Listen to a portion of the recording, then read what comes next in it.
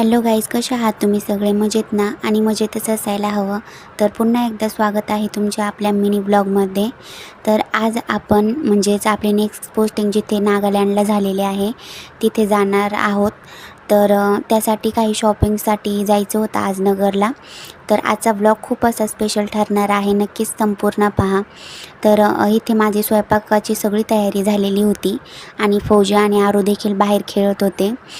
त्यांचं फौजींचं देखील काम चाललेलं होतं मोबाईलवर तिकीट वगैरे पाहण्याचं.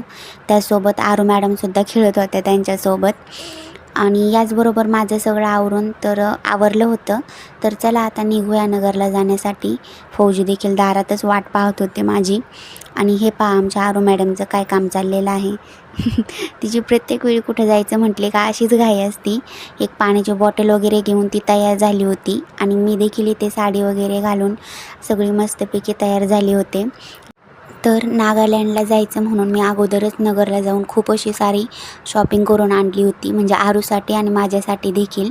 तर संपूर्ण असा व्लॉग आपल्या चॅनलवर अपलोड झालेला आहे. तर नक्कीच जा आणि पहा. कसा वाटेल तुम्हाला नक्की मला कमेंटमध्ये सांगा. चला तर बाय बाय, सी यू. पुन्हा भेटूया पुढच्या व्लॉगमध्ये.